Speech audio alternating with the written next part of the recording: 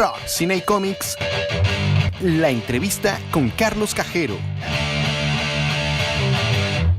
¿Cómo estás? Muy buenas tardes, Eugenia. Gracias por estar en este. Hola. Buenas tardes, todo bien, ¿verdad? Va muy bien el festival, ¿no? Sí, iba muy bien, va teniendo granos. Sí, qué bueno que ahora sí ya Ayuda, se ¿no? pudo también hacer presencial. Bueno, lo híbrido, ¿no? Que es lo de hoy. Sí, ¿no? Y a final de cuentas, hubo personas que están en, como me platicaba Gustavo, ¿no? Ya se hizo global, ¿no? No más Ujú. global. Porque eso también ayuda mucho a la presentación. Exacto, totalmente. Y además, a la exhibición, a la difusión también, porque mucha gente que no puede ir, lo ve, o sea, que no puede ir al festival, o sea, en general en cualquier festival, pues pueden verlo también online, ¿no? No, eso es maravilloso. Maravilloso. Para la presentación, para la Oye, qué buena presentación, colección tienes ahí de fantasía, ¿eh? sí, algo así, un poquito. Qué De buena Batman, colección, tienes a todo el mundo ahí, ¿verdad? ¿no? Todo el mundo está ahí. Todos los Un poquito, superhéroes y demás. o sea, bien cuidados Muy estoy. bien. Bueno, Eugenia, platícanos primero, tú eres productora de estudio. Entonces, muchas veces la gente o podemos llegar a desconocer cuál es la labor que hace un productor al realizar una película. Bueno, el área de producción tiene como diferentes puestos, pero el productor, el que es el que es encargado de la película, es un creativo dentro de la producción. La producción comienza, la producción realmente comienza con los Lumière. Sí, o sea que es antiquísimo. Entonces el productor siempre tiene una función creativa que va al lado del director. Inclusive hay dos funciones. A veces el productor puede decir, yo tengo un guión, un proyecto que compré, que adquirí de un guionista y me gusta, o yo tengo una idea y se lo mando a hacer un guionista y voy a contratar a un director que me parece adecuado para este proyecto. Eso se llamaría cuando el productor hace un proyecto de encargo, ¿no?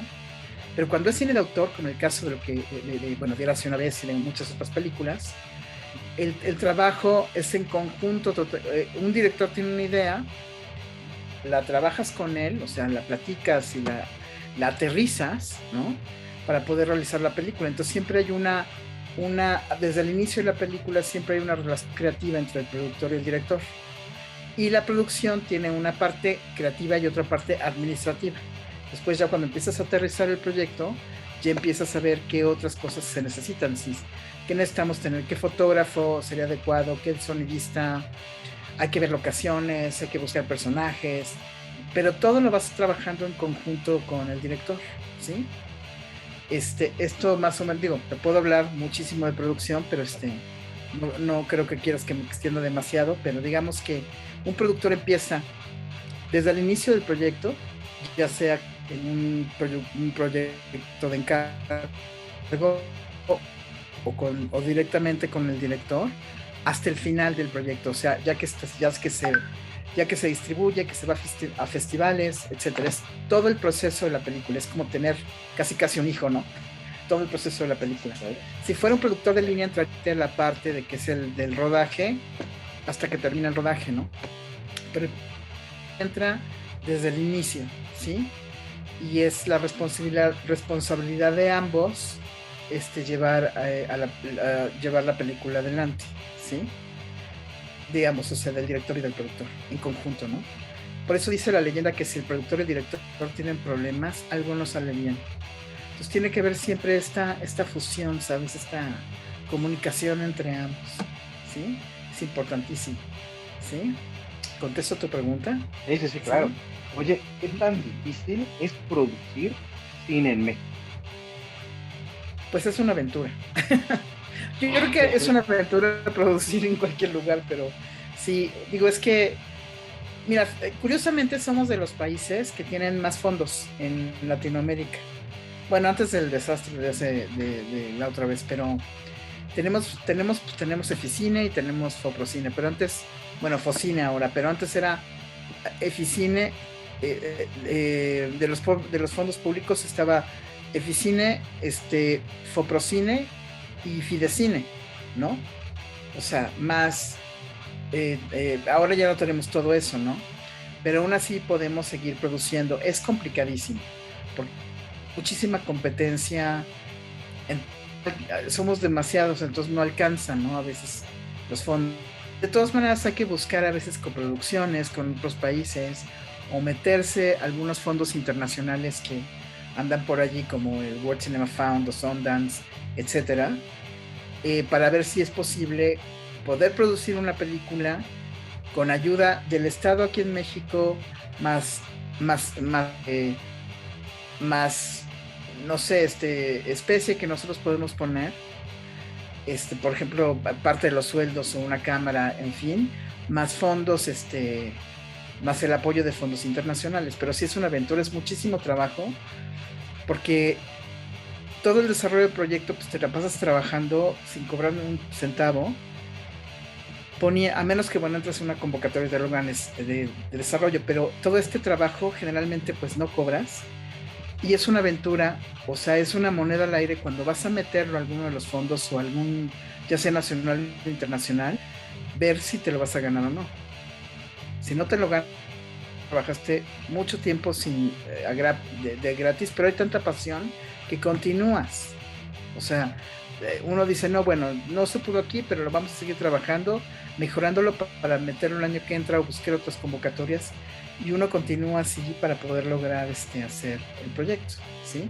O vas haciendo, en el caso del documental, pues puedes irte a, si tienes una cámara, en el caso de nosotros, por ejemplo, hay una cámara en la oficina, pues muchas veces se va Juan Carlos con un equipo pequeño y van a de scouting y graban cositas, y se va a guardar, y eso nos va a ayudar después a hacer un teaser o algo que va también en la carpeta para buscar financiamiento. Es una aventura, es, sí, es mucho trabajo, y es tener el corazón allí, ¿sí? Perdón. Sí, la mayoría de las la mayoría de las películas que has producido han sido precisamente con Juan Carlos, ¿no? ¿Cómo ha sido esta relación? No, bueno, de las últimas, he producido también sin Juan Carlos muchas, o sea, sí, casi todas con Juan Carlos, porque bueno, hicimos una relación de trabajo fuerte, porque nos conocemos hace muchos años, desde el CCC, desde la Escuela de Cine, y bueno, y además pues sí nos entendemos a nivel creativo, pero más que nada también los procesos de las películas, de los documentales sobre todo, son muy largos. Son largos porque, por lo que te digo, el desarrollo, luego ya cuando estás filmando muchas veces suceden cosas que te extiendes en el tiempo, no vas todos los días, ¿no? O sea, te extiendes en el tiempo para poder terminar, depende de las necesidades que te va del proyecto, ¿no? Del mismo proyecto. Y también del mismo director, que hay veces que para un poco y luego retomamos, así, ¿no? Sí, tengo ya mucho tiempo con Juan Carlos haciendo documental, y también me he escapado de repente en el Inter y he hecho todas las cosas, ¿no?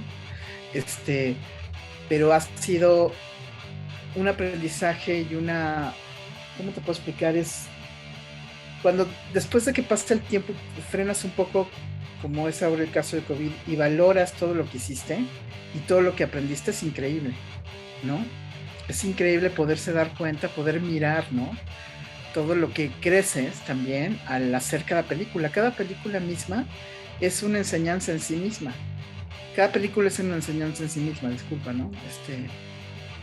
Y es maravilloso poder, pues, mirar eso, ¿no? Y con Juan Carlos, pues sí, hemos hecho proyectos muy interesantes. O sea, ahorita Érase una vez.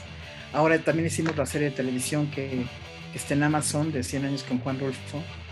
Son de alguna manera proyectos hermanos. Y bueno, y todo lo demás que hemos hecho en El Hoyo, en fin, varias películas. Ha sido increíble, ¿sí? ¿Qué tanto afectó en su manera de trabajar? Escucho un poquito cortado de pronto, sí. ¿Qué tanto afectó este parón que tuvimos por la pandemia con los proyectos que tenías planeados? Pues bueno, o sea, sí afectó, obviamente, porque te paran, porque de repente sientes que no tienes la misma libertad de cómo moverte. Sin embargo, Juan Carlos no ha parado, o sea, él y yo de pronto hacemos proyectos cada quien por su parte, ¿no? Porque así sale, ¿no? O así lo decides. Entonces él está haciendo otro proyecto que alguien le llamó para hacer, y él ha estado continuando trabajando así, aunque bueno, es un poco accidentada la manera por el COVID, ¿no? En mi caso, yo me lo he pasado más bien leyendo guiones, preparando otras cosas, viendo cómo vamos a poder filmar en el futuro. ¿Por qué piensas COVID? Ok, sobre todo el año pasado que estuvimos parados, dices, ok, voy a ir a casa de un personaje. Ok, ¿qué vamos a llevar? Todo lo de sanitización. Él va a querer recibirnos. Son muchas preguntas las que te vienen a la mente. En las ficciones, pues bueno, te confinan en un hotel y tienes que hacerte la prueba cada 3 días y está complicada en la producción, ¿no? En este sentido. Ahorita ya todo el mundo está empezando a arrancar, como que todo el mundo está empezando a adaptarse a la nueva manera, ¿no? Pero no ha sido fácil, ¿no? Nada fácil. Yo me lo he pasado dando clases, sí viendo proyectos y tratando de levantarlos, pero pues ha sido un poquito complicado porque el COVID pues no te deja moverte como quieres, ¿no? Pero bueno, ya lo lograremos, hay que tener paciencia, ¿sí? ¿No? Juan Carlos hay veces que pues, también se ha arriesgado porque sale a hacer cosas y bueno, pues sí, o sea, da un poco de miedo de pronto contagiarte, ¿no? Y sí le sucedió eso también, de tener esa preocupación, pero ahorita pues bueno, ya vas vas haciendo cosas y ya te vas acostumbrando un poco más, ¿no? A trabajar así. Uh-huh. ¿Cuál crees que es el papel que ha tomado el documental en México? De repente, con todas las plataformas, una ventana más para poder hacer este tipo de cosas. Las plataformas han ayudado mucho a la difusión, pero realmente el documental en México empezó a tomar mucha fuerza ya desde hace varios años, ¿no? Porque en México es un país que hay muchísimas historias que contar, o sea, muchas, o sea, por donde quieras mirar hay historias que contar. Entonces, cuando empezó a crecer el documental como un documental de creación más que un reportaje, que eso ya fue hace mucho tiempo, y se empezó y sigue cambiando o sigue madurando la forma de narrarlo, ¿no?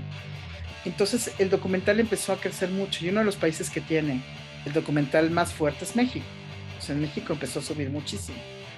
Claro que la audiencia común no está tan acostumbrada a ver documental.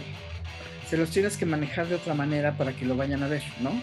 Porque lo relacionan con un reportaje.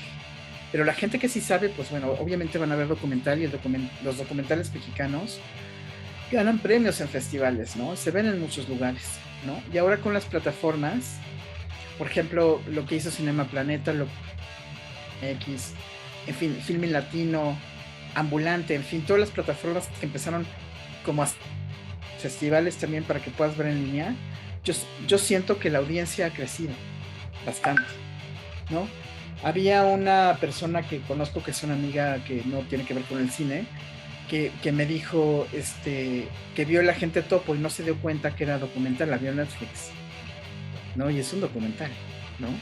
La sintió como diferente me dijo, está un poco lenta, pues bueno, es que no está lenta, pero es que es un documental, ¿no? Que cuando le dije, es que es un documental, me dijo, no, yo sí, ¿no? Entonces es un poco también lograr que la audiencia mire el documental, y de todas maneras el documental tiene mucha fuerza, en México tiene mucha fuerza, ¿no? Sí, ha crecido muchísimo, sí. De los ¿Cómo surgió la idea de hacer? Sí, perdón, ¿cómo surgió la idea de hacer precisamente el documental de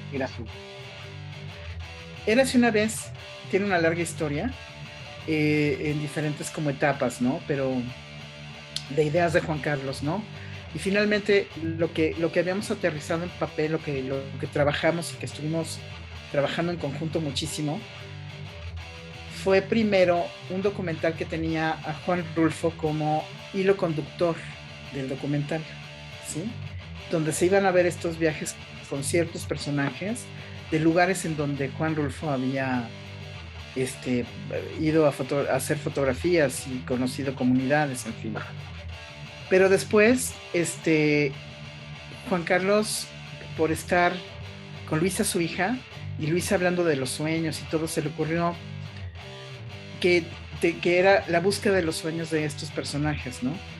Porque todos como humanos, no importan las condiciones que estés, siempre buscas la felicidad y buscas tus sueños, de alguna manera, ¿no? Entonces se convirtió en un viaje en donde Luisa es como una pequeña hadita que nos va a llevar a través de esta búsqueda de los sueños en cada lugar en donde se presentan, en donde fuimos a filmar, ¿no? Entonces tiene estas etapas porque antes de que Luisa también fuera, en algún momento se nos ocurrió más bien sacar a Juan Rulfo de la película, iba a ser Luisa ya el hilo conductor, y Juan Rulfo tuviera su propio proyecto especial, que era por el homenaje, y de ahí surgió la serie de 100 años con Juan Rulfo. O sea, por eso decimos que son proyectos hermanos, ¿sí? Y bueno, y además con el tiempo, pues el documental también se fue, porque eran los sueños y también era tu primer recuerdo, y entonces después ya se quedó en los sueños, y eran como premisas que íbamos trabajando, que finalmente van hacia la misma dirección, con mucha claridad de que de todas maneras íbamos a ver a los diablos de la Costa Chica de Guerrero, a los voladores de Papantla, y bueno, y a los topadores de la Sierra de Jishú, que son los leones de los músicos, ¿sí? Y entonces, pues bueno, así surgió, y sí fue un proyecto que tardó bastante tiempo en terminarse de realizar, porque estábamos haciendo la película, luego paramos un poco, empezamos a hacer la serie, luego retomamos la película, y así iba un poco, porque iban surgiendo estas ideas también de Juan de querer hacer ciertas cosas o ciertos viajes para la película, ¿no? Entonces, algún material que la película lo pasamos a la serie, y viceversa, ¿no? O sea, y bueno, el resultado es el que todos vieron ahora en la inauguración, los que asistieron, ¿sí? A la inauguración de Cinema Planeta con la película. Que además se inauguró precisamente. ¿Cómo Sí. trabajan el guión ustedes del documental? Trabajar un guión de ficción, pero ¿cómo trabajan ustedes el guión de documental? Porque es muy diferente el proceso de trabajar el guión de ficción a trabajar el guión de documental. Sí, claro, un guión de ficción, pues bueno, tiene una serie de elementos de interior, exterior, los actores, en fin, una serie de elementos que no tiene igual el documental, pero sin embargo el documental también tiene un guión y también tiene que tener una estructura. Primero tienes que tener la idea muy clara, y obviamente también haces un scouting y buscas personajes y demás. Tienes tu idea clara y se empieza a escribir igual, igual que, no lo escribes igual que una ficción, pero un guión en donde estás narrando una historia que quieres contar, que va a tener personajes también, que va a tener locaciones, que va a tener música, que va a tener una serie de cosas que también ves en un guión de una película de ficción. No dura lo mismo como lo escribes en un documental de ficción, pero la película sí puede durar lo mismo. A lo mejor una película de ficción 90 minutos, y un documental también puede durar 90 minutos o menos, ¿no? La ficción más, ¿no? Pero necesitas tener muy claro yo le llamo el corazón de la película. ¿Qué es lo que quieres decir? ¿Qué es lo que estás buscando como director, no? Y en base a eso se escribe. Yo a veces Juan escribe, pero yo sí, muchas veces hemos usado, bueno, en un par de ocasiones hemos usado guionista. Por ejemplo, aquí con Beatriz Novaro en Érase una vez, en el caso de Érase una vez, era también para que todas las ideas nos ayudara a hacer una estructura. De todas maneras, a la hora que ya estás filmando, pueden cambiar cosas porque es documental, pero ya es la estructura. Ya sabes para dónde vas y ya sabes una serie de elementos que te van a ayudar cuando estás filmando también, ¿sí? En el caso también de la serie de 100 años con Juan Rulfo, como era muchísimo material de investigación de Juan Rulfo, Marina Stavenhagen fue nuestra guionista y ella fue escribiendo cada guión. En ambos casos, en el caso del documental, además de tener tu guión, se acaba de reescribir, digamos, se termina el guión en la sala de edición. Ahí es cuando vienen las modificaciones. Y es donde los editores con su ojo acaban de armar también, ¿no?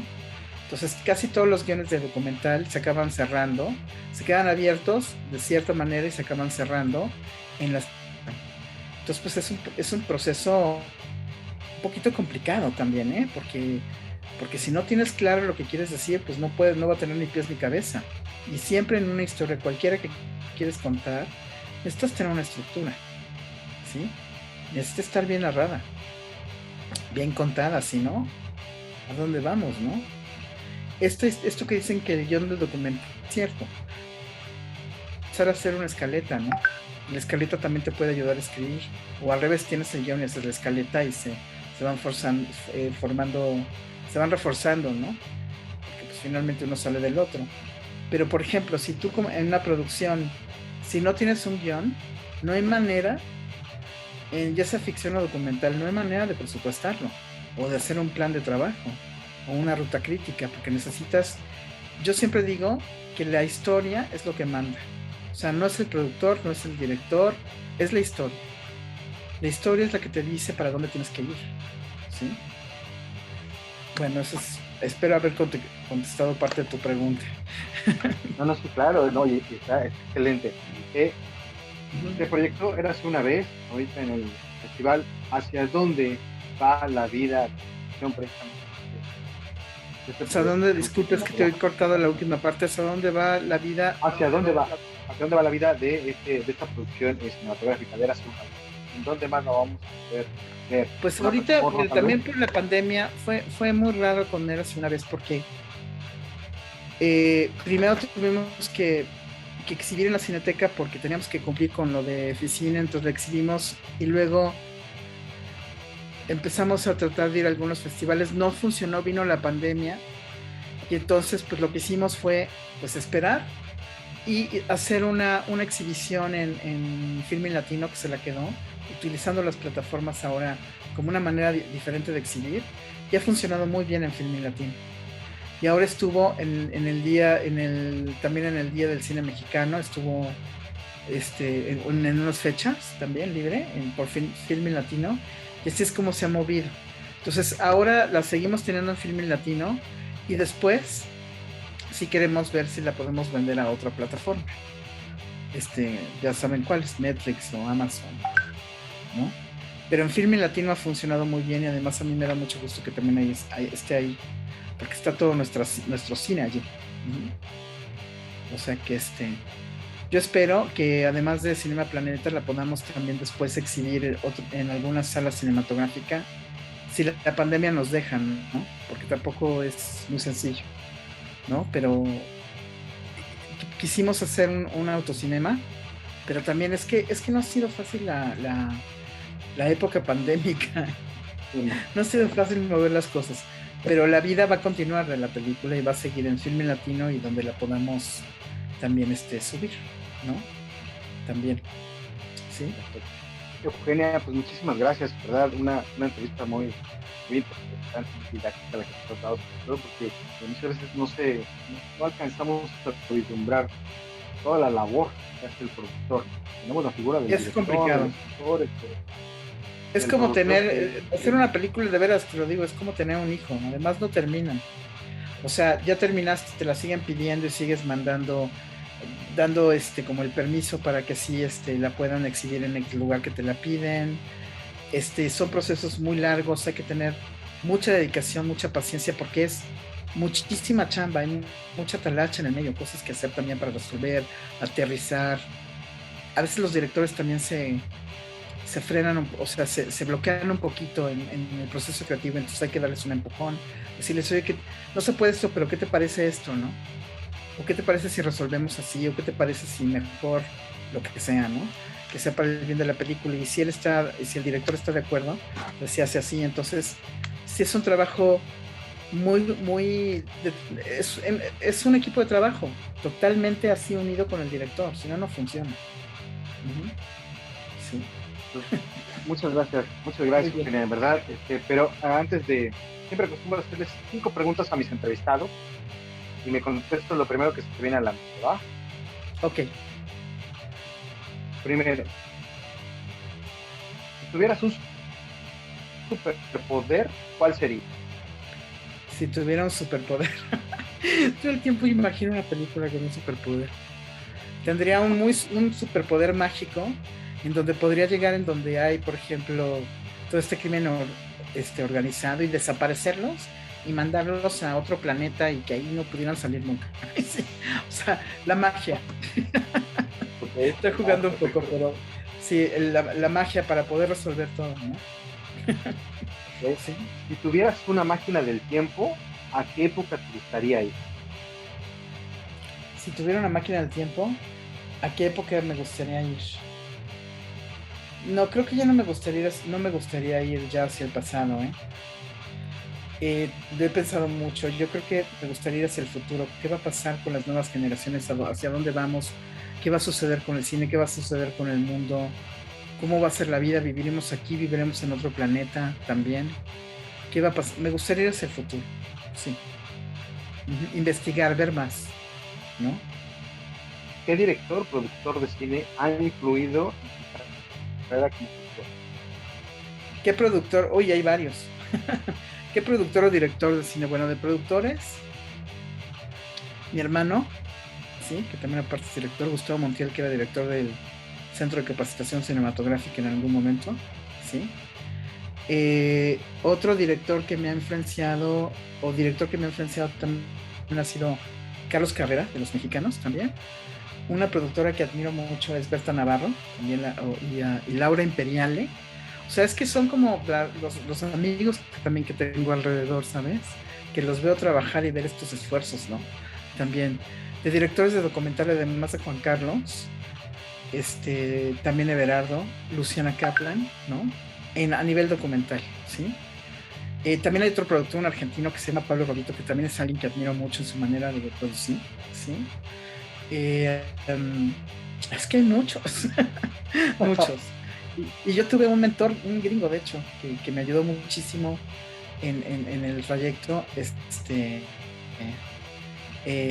cuando estaba trabajando pues en una película de Estados Unidos y pues me ayudó bastante, ¿no? Digo, me ayudaba y en la práctica yo todavía era muy chavita y no sabía, pero empecé a valorar, ¿no? Y entender, ¿no? Pues que muchos, o sea, es Guillermo del Toro también es alguien que me encanta, pero más allá de que sea ahora famoso, cuando lo conocí, ¿no? Toda su imaginación, ¿no? Es increíble, ¿no?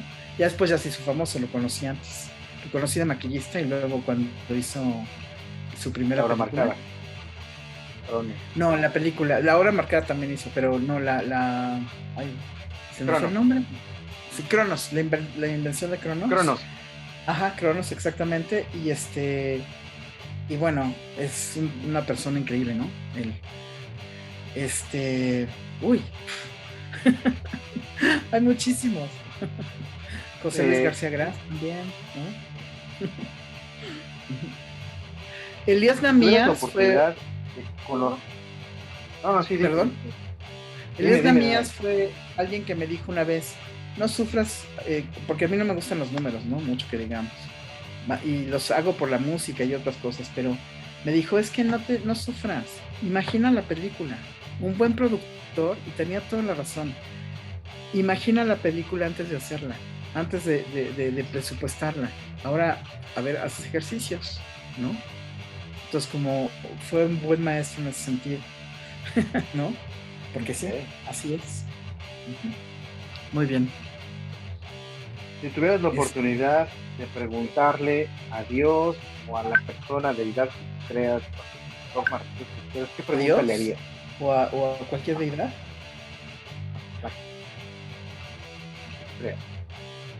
Le preguntaría por qué no crea más belleza y más amor y más en el mundo en vez de tanto sufrimiento para las personas, ¿no? Que por qué se le ocurrió hacer un equilibrio de esa manera, ¿no?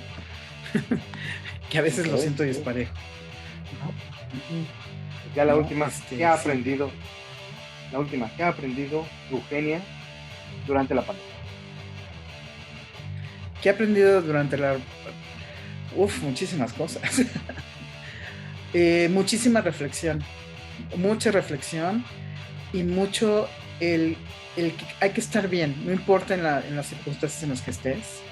Tienes que buscar siempre un camino creativo, un camino que te mantenga bien y reflexionar en tu vida, y tienes la oportunidad como de reinventar muchas situaciones primero desde uno mismo, ¿no? He aprendido mucho esto del análisis, de la reflexión, del reinventarse, de estar como en paz a pesar de las circunstancias, ¿no? Eso.